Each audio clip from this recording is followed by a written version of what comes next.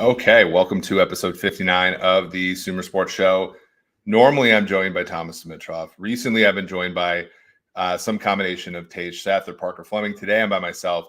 We're experimenting with some, different formats here. Not necessarily that we're going to do a solo show all the time. We're going to have Thomas back soon after he gets back from being out of work for a little bit on vacation, and also seeing, tending to some family stuff.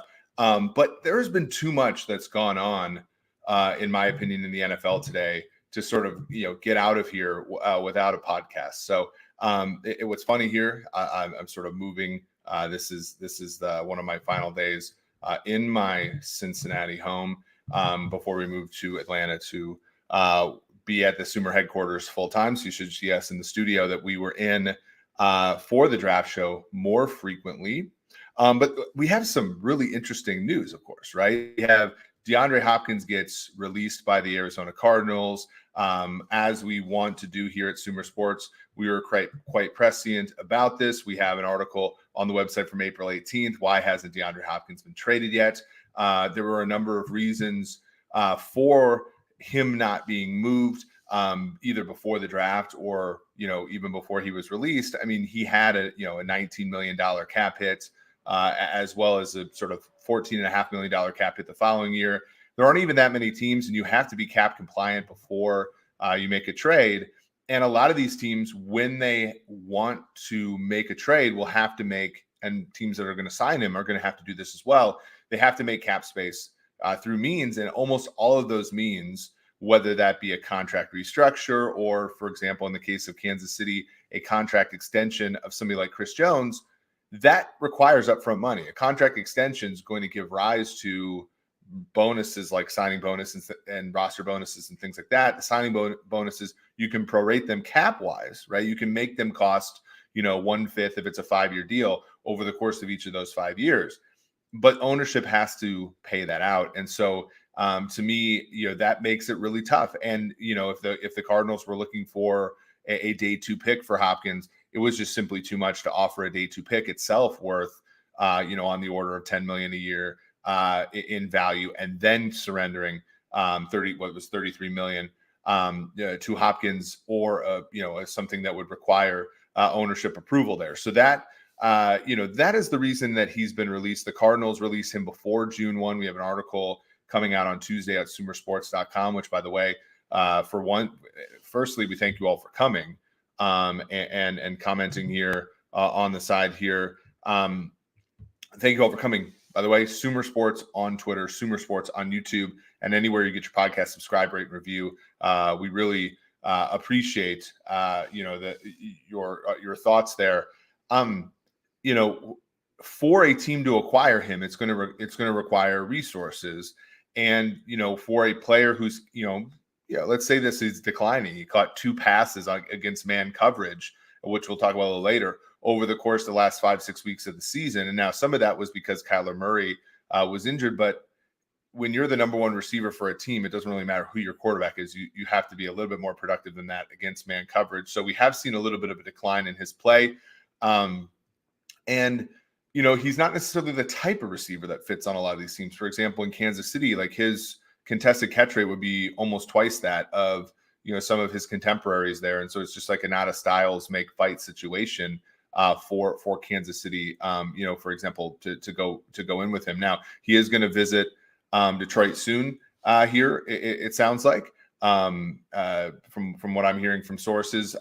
He also will garner interest. But sort of good questions here. For example, Beat the Gamer 99 saying, could DHop be a 1-year deal that's a small wide receiver money because he's essentially already being paid by Arizona to this year, ring chase and hit the free agency market? Maybe. And I think some people postulate this like an $8 to $10 million deal. I think a lot of these guys, they look at their peers and they say, what is that guy making? And if I'm better than that guy, I'm going to make that money. And there is obviously, there are situations where people do take less money. I would say that we, as the public, over-index on that outcome far more than it actually happens. When he looks across the line and sees, if he were playing, for example, for Kansas City, he looks across the line and sees Odell Beckham Jr. on a different team getting, 15 to 18 million in a contract, he's not going to be happy if he's making 8 to 10 given his stature relative to the rest of the league. Thank you here with Tage, Seth, EE, solo climbing. I did take a rock climbing class once in college, in grad school. And because of various things, I think I dropped out within the first week. But, that was that was my own, that's how close I got to solo climbing. So with Hopkins here, I think, Buffalo certainly makes sense. Kansas City, if he can make the money work, makes sense, but they don't have a ton of cap space. They also have to, extend Chris Jones. I think Detroit makes a lot of sense given Jamison Williams is missing the first 6 weeks. We don't even necessarily know if he's any good. Amon-Ra St. Brown, they lose Chark, they get Marvin Jones back, maybe a little redundant there, but I don't think that's necessarily a big enough contract to be prohibitive there. So there are plenty of opportunities for him. But, as we said in this article, again, if you go to Sumer Sports, a lot of the stuff we are writing about on a day-to-day basis in the zone here do happen. So, in that article, we talk about how, it wasn't really going to happen for him to get a trade just because the way that the world works. So very interesting. The next thing I want to talk about, again, this is going to be a brief pod, but I do want to sort of summarize some things. I want to give our advertisers a little bit of a shout as well. The new kickoff rule. Now, if you look at my past work, mostly at, almost all at pff.com before I joined Sumer in September this year, I did a lot of special team stuff. And part of that was like the one place PFF let me like grade players. So that's like the only time this mathematician has ever graded a player was in special teams. So I was always like sort of interested in the comings and goings there. But, in 2016, which was, again, funny, the first year I started grading special teams players, the NFL changed the kickoff from touchbacks being from the 20 to the 25. And this was before, they moved the kickoff up from the 30, which it had been from 1994 until 2011, up to the 35. There were a lot of kicks through the end zone, but a lot of guys were taking kicks out of the end zone. And the thought process was 87% of kicks were going into the end zone during that time. You could look that up. 2015 or so, that was right around the number. 88% of kicks were going in the end zone. So the NFL, and this was before, Michael Lopez was hired. This was before, I think that the rule group was as sophisticated as maybe it is now. They said, look, they were only looking at it one side. They said, look, if we can pull the touchback out to the 25, this will incentivize teams to kneel the ball when it's kicked in the end zone. And I think it kind of did. I mean, in many cases, the balls that were kicked in the end zone were very much kneeled down. And so from that perspective, people, they were right. The problem is, and this manifests itself when we were grading kickers at PFF, because they would grade kickers positively if they kicked it through the end zone, even though you got more EV in teams like the Eagles with Sturgis and obviously the Patriots with Gostowski and some of the sharper teams. They started almost immediately kicking the ball, mortar kicking it short. And when they would kick it short, there were teams whose average starting field position against that year was like 21 and a half, 22, 23. And so you were gaining 2 or 3 yards like every single possession, which, if you calculate it out, like really did add up over the course of a season to like, maybe a win or two, or not a win or two, but like a fraction of a win over the course of a season. And so what you saw were fewer kicks going into the end zone. It went from like 80, it was 72% all the way back to 2021. So you had a 15% drop or so in kicks that were actually going in the end zone. And so these ones were being returned. And so the league, which was trying to mitigate, concussions and hits and everything, was actually doing the exact opposite in many cases by doing that. And, so in 2000, I believe 18 or 19, I can't remember the exact year, they decided, okay, well, we're going to make it so that the players on the kickoff team can't run up before the kick. So they had to stay stationary until the kick. And that made basically the expected value of a touchback versus a ball taken out of the end zone or taken from short of the end zone right around the 25. And that's really where it stood. So they were basically on par with each other there. But you still, again, only thought of this problem from the perspective of the return team. If the ball was kicked deep, which we assumed when they made that rule change, that was what all teams are going to do, it made a lot of sense to take a knee, and only the truly great guys like Cordell Patterson should have taken the ball out of the end zone in those situations, even though some teams did. Now, when they've changed it to basically the college rule, which is the ball, if the ball is short of the 25, you get to fair catch the ball and it gets returned to the 25 for you. This gives both sides the go, right? So if the team decides to kick short, probably the optimal situation is going to be the 25 on a fair catch. If a team kicks long, the optimal situation is going to be a 25 on a kneel down, and so forth. And to me, I think that resolves a lot of the issues that we were having on that. And somebody asked a really good question here. So, Gigi snubs, all the coaches and players complaining, why can't they just decide not to call a fair catch? And actually, this is really fun because I was reading a book this week. It's actually a very popular one. I didn't realize it, but I was in an airport on the way back from Atlanta like 2 or 3 weeks ago, and I saw it in one of those bookstores, which means, it's like popular enough to be sold at one of those bookstores. It's a book called The Creative Act, The Way of Being by Rick Rubin. It says, it basically says like an old man would walk to get water from a well every day. He'd carry a clay pot and lower his hand slowly all the way down, carefully not to let it hit the sides of the well and break. Once it was full, he'd raise the pot slowly and carefully again. It was a focused, time-consuming act. One day, a traveler noticed the old man engaging in a difficult task and more experience with mechanics. He showed the old man how to use a pulley system. And it says this will allow the pot to go straight down quickly, the traveler said, then blah, blah, blah, blah, blah. And basically, he's like, look, this will make your life more efficient, right? This will make your life better. This will make things work, this will make things work more efficiently and more safely for you. And of course, at the end, the guy says, I think I'm going to keep doing it the way I always have. And he goes on to a long reason why. But this passage in this book like immediately struck me as like, this is what football is, right? We know that passing is more efficient than running.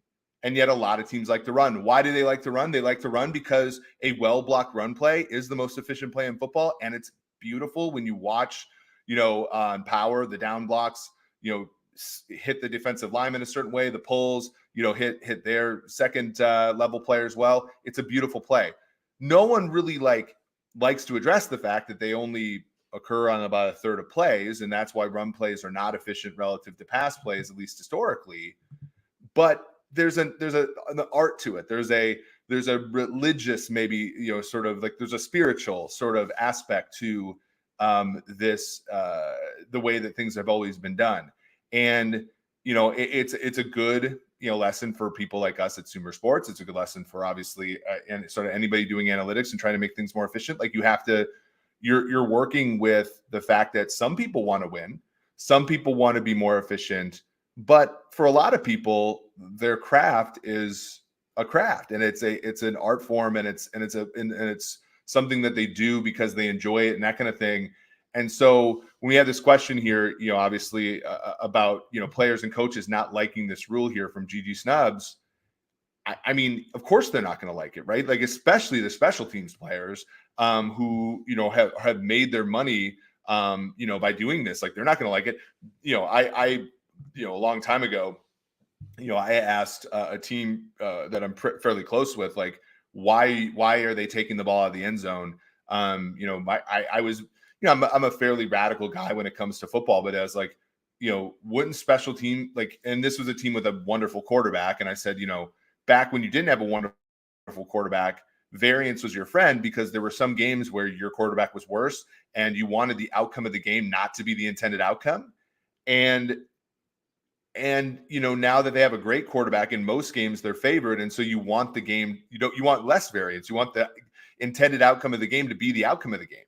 And so why are you opting into special teams that, for the most part, there's not really an edge? And for the most part, all you're adding is variance to the game. And, my friend said, look, like, we pay our special teams coordinator a lot of money, and, he has to do something. And I think that's incredibly, that's incredibly insightful, when you think about where we are, sort of in this realm of football. So that's just something to think about. And sort of as we strive to be more efficient in life, we are going to be met at times with resistance, and that resistance is natural. And I think sometimes we as a football analytics community come off as a little bit abrasive and a little bit like, oh, this is how it should be played. When in reality, like, to me, there's very much, an artistic part of it that we have. Not that we say that the art overcomes anything, but they're still wrong, right? Like if this play is not it, like, I think it's special teams this way. Special teams are not necessarily telling us who's better, right? So why are, they're not necessarily an important part of the game in that regard. They're not important, but they're far less important than other things. And they lead to injuries. They lead to injuries that we want to avoid more often than not. And we all love football, but we all have to kind of look at football and say, football's really on the boundary of what's acceptable in society. So, like, we don't want to go overboard. So if something is demonstrably safer and doesn't take from the value of the game, then we should probably consider eliminating it by fear of losing this balance that we need for us to continue to enjoy this great game. So speaking of getting to enjoy, and speaking of, frankly, like, becoming more efficient, right? Manscaped.com. Manscaped is our first sponsor at Sumer. Look, you might have been doing things your way this entire time, and it might be an art form to you, frankly. It might be something that feels very feels right. You might be distrustful, much like coaches are distrustful of analytics and GMs are not trusting of analytics. You might be not quite trusting the efficiency and the gains that you get from Manscaped. But have no fear. This is something, as we talked about on the podcast Monday with myself and Tage, that this is a 4th generation lawnmower 4.0 that'll take care of you. That'll take care of you day in and day out, just like analytics will take care of you day in and day out. You don't have to be worried. For me, somebody who's getting older, somebody who is a little bit more long in the tooth, something like the weed whacker, for my nose hairs, my ear hairs, basically anything that can make me look a day older than the 37 years that I am. I want to avoid. That's my favorite one, the weed whacker. It's a waterproof thing, so I can use it basically wherever I want to use it. It's a great product. And with the promo code SUMER at manscaped.com, you get 20% off all the products at Sumer. Go ahead, take advantage of that. Support the show, of course, by doing so. Manscaped.com with the promo code SUMER to get you 20% off. Don't be left behind using things like scissors or whatever the heck the analogy is to the old kickoff rule. So now that we're done with that, the last thing I want to talk about, because again, this podcast can be short. I want to talk about this article that we wrote at sumersports.com this past week on wide receiver metrics. Firstly, go ahead, go there. We tremendous site activity on this, because a lot of people right now are preparing for fantasy football. They're also really looking to try to get an edge in the fantasy and betting markets. And I think one of them, it's really hard, and I want to acknowledge this. I said this in the show. It's really hard to untangle ability, right, and traits from production, because production has so many confounders in there, right? Terry McLaurin, who's the person that's on the front of that article, has played with Taylor Heineke, Dwayne Haskins, RIP. Case Keenum, I want to say, Ryan Fitzpatrick, and Carson Wentz. Like, he, by definition, if everything else is equal, he's going to have less production than the same player, the same caliber of player who's playing with Patrick Mahomes or Josh Allen or Joe Burrow and things like that. So you need a way to measure these players that is stable. And Matt Harmon, who made reception, who created Reception Perception, also worked for the NFL Network, worked for Yahoo.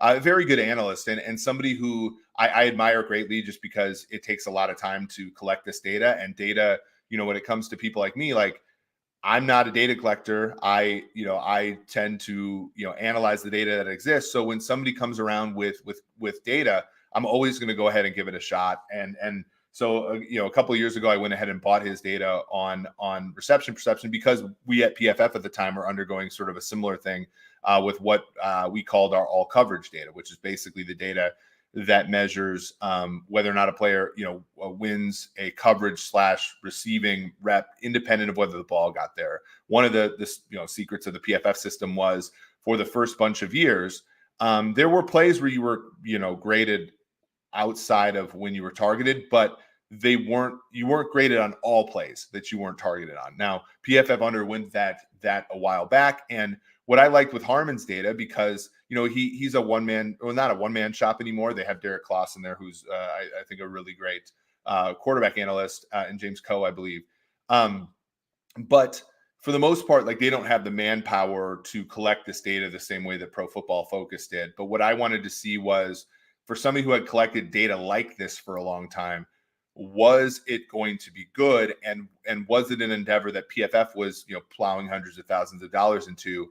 Would that have been, was that a good investment? And I found out that it was. And I think that, it's pretty obvious, right? If you measure the process, right? I wrote the article a long time ago about how sacks and pressures related to each other, and how if you were a great pressure player, then you would predict sacks better than you just looked at sacks. And then we did the article with the Sloan paper with myself and Tage and Timo and Ben and Lau and all the guys at PFF. We did the article at Sloan last year, which said, if you looked at it from a tracking data perspective, the same thing's true. In any endeavor, what you're trying to do when you're trying to predict outcomes is get yourself as close to the data on the process as possible. And Matt, to me, gave a great proof of concept. Again, we went over that data in this article called "Examining Wide Receiver Metrics" by me about 2 or 3 days ago. And what I found was, this is pretty stable. You had an R value of over 0.7, which you're hardly ever going to get at the NFL level. Now, there are some issues of, whether or not, you're only looking at a certain subset of the players and the like, but it's a pretty stable metric. If you look at, but the cool finding, I think the coolest finding was, as far as stability year to year, man coverage was more stable than zone coverage. And this is an example. Here is from the article. This is, success rate against man coverage. So basically, did you get open against man coverage? Is stable at a rate of about 0.7 per year. So it captures almost all of the same stability as both when you have man and zone together, which I think is a really good result. And this result has been corroborated by Timo Risky at PFF.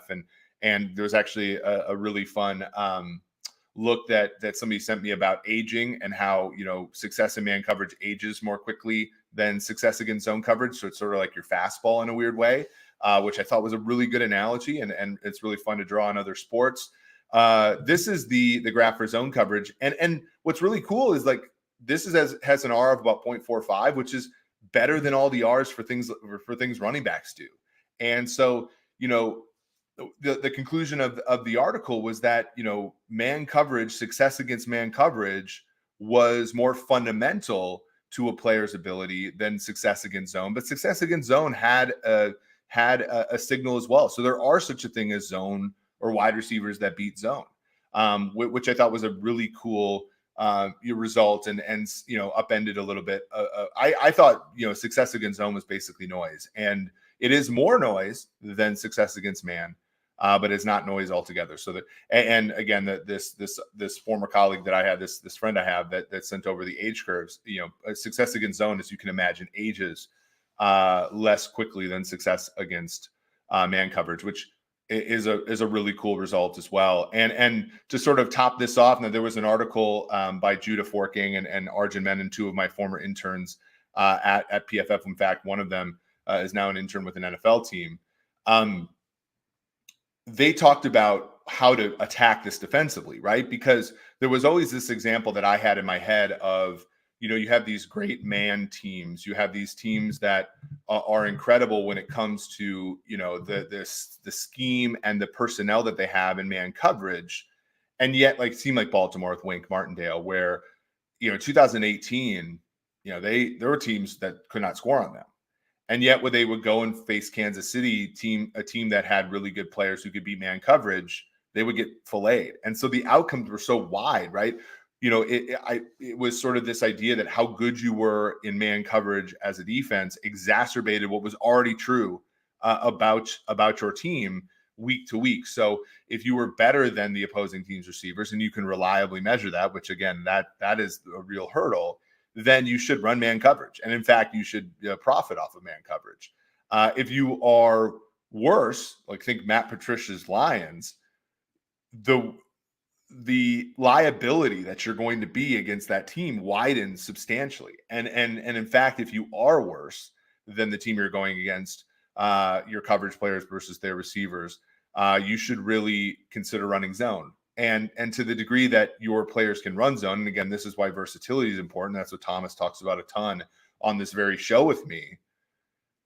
You can essentially muck up one part of football, muck up that part of football. And we saw this, right, with the too high stuff that the teams are running against Kansas City in the middle of 2021, where it just made things harder. It shrunk the gap between the Chiefs' talent, which granted was not that big after Tyreek Hill and Travis Kelce in 2021, and that of the opponents that they were facing. And that's an important thing to sort of realize as far as what was going wrong in their 2021 season. What was really funny is obviously after they traded Hill and brought in Smith-Schuster and Valdez-Scantling, they faced a lot less zone and ended up being fairly solid against that. So that was a really fun sort of exercise for them, and they showed this in the data, Menon and Fort Gang, where they showed that basically outcomes against, well, for one, man coverage happened on more important downs and distances. So, that was one of the sources for why the distribution and expected value is wider. Expected points added was wider. But it was also, zone kind of like really shrunk the distribution of outcomes when it came to plays. And so again, you didn't have the big plays on as much in either direction when you played zone, which, if you're playing a team like Kansas City, that's sort of exactly what you wanted. You want Kansas City to have to cross the street a million times on their way to the end zone in order to score. Now they've gotten very good at that. So, that doesn't mean, I'd still rather face the Chiefs offense now that has to cross the street 10 times on the way to the end zone than the one that would score in one or two plays. But that still doesn't mean you're out of the woods, but it's a much better group to have to face. So it was a really, I really enjoyed writing that article. I really enjoyed doing the research. I really enjoyed just, thinking about football in this, sort of deep way and being able to sort of test my hypotheses and things. So I'm going to probably wrap up in a few minutes, but I do want to answer some questions from the chat. So if we do have questions from the chat, I would love some. Here's one from Simon Shee. Given the initial DHop trade net of the Cardinals surplus value, when you look at his tenure as a whole, was it good value the Cardinals to do this trade in hindsight? What's really funny is I actually don't know if the premise of this question is necessarily true. I think so. When you look at the Hopkins tenure in Arizona, and again, you have to do these things predictively. But I really struggle with this idea that that it was a surplus value a priori, because again, it was a $27 million per year deal. Now he didn't see that entire deal, right? Where you're looking at 7 million cap number in 2020, 12.5 in 2021, 15.7 in 2022. But now you're taking the 22 dead right now. So you add all that up for them. So again, carrying the two here. You're looking at about a $55 million a year deal. He's played 3 years with the Cardinals. You could say in year one he was top of the market kind of guy at about 30 million, but I don't think he's been worth 25 million last two. So I either predictively, but also just in sort of how it happened, I don't necessarily know if DeAndre Hopkins was actually a surplus for the Cardinals, given how it's all shaken out. Now, surplus, given that you're not necessarily going to be competitive this year, and you look at those cap numbers over the last 34 million over the last three, then yeah, he's been a surplus there. But the bill came due in the form of 22, 21 million this past year, and so I don't know if he's necessarily been a surplus. And a second round pick is still a valuable pick. So it's a good question. And they also gave up David Johnson, which we can assume is just a zero surplus player, but it's a very interesting one. I would say that that trade in history is going to be looked far more favorably in hindsight than it was looked at predictively when it happened in 2021. That's a good question though. Here's a question for Beat the Gamer. Also, why not try to aim the kick around the 25? I think a lot of people are suggesting that teams are going to do squib kicks that can't be fair caught, and then they're going to tackle. I would say I'd be skeptical that a squib kick is actually something that teams can tackle inside the 25. We'd have to look at the data there. It's pretty scarce, and squib kicks that are occurring in the NFL now there's a selection bias sort of thing where they're just happening at the end of the game, where the hope for the kicking team is to simply not give up a big play rather than, try to pin them as deep as possible. So I don't really know if we have great data on that either, but I would guess that it would not necessarily be a plus EV play to squib it. I think at this point, you're really the kickoff is going to be saved for onside kicks as well as end of game situations where you actually need to return. And let's say your offense isn't particularly good at all, and you need to have a big return to try to win. But the Chiefs were right in that 13-second. Well, the Bills were wrong to kick it deep in that game, but the Chiefs were right not to try to return that and give Mahomes 2 plays as opposed to 1.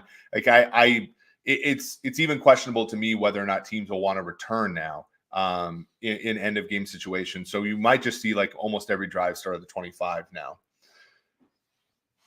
Okay, now looking towards sort of any other questions. Doesn't look like we have any. So I'm just going to finish with this. We still have football this week. It's a lot of fun. We actually have football starting out pretty soon too. So this week you have USFL football. You have the Stallions, Breakers, Stars, Maulers, Gamblers, Showboats, and Panthers Generals. I think the best bet on the board, by the way, if you're looking, is Michigan Panthers getting 7 against the New Jersey Generals. I don't know how a team with Kyle Lauletta / DeAndre Johnson is laying a touchdown when they don't even have when it's a neutral field and all that. Underdogs have been 7-1 straight up in the USFL the past 2 weeks, and I believe unders were 4-0 last week. So just a little food for thought. You have some totals in the 40s and high 30s here, which is something to consider. And lastly, and this is where hopefully my co-host, I can meet him where he is right now. But the CFL starts in a couple weeks in early June. And the thing I love the most about the CFL is they play Thursday, they play Friday, they play Saturday, and sometimes they play Sunday and Monday. So there's a game basically every week. The Winnipeg Blue Bombers are 3-1 they did not repeat this last year. They got beat by McLeod Bethel Thompson, who's now playing in the USFL. But they would be, they were 2-time champs. They were going to be 3-time champs until they lost to the Toronto Argos. Argos are 11-2. The BC Lions are plus 425. So those are the favorites in the CFL. I will try to sneak in a CFL reference in every single podcast I'm in from here out, which I know will be the love language of one Parker Fleming, who's hosted the show as well. So again, manscaped.com, Sumer as the promo code. Go ahead and get yourself 20% off. Thank you all for coming to this sort of short podcast. We're kind of trying this out on Friday with league news and beating the sort of Friday news dump. So thank you all for coming, and We really do appreciate you. And like I said, subscribe, rate, and review. Tell one person about the show, because when it becomes big, you want to be able to say, I was there first.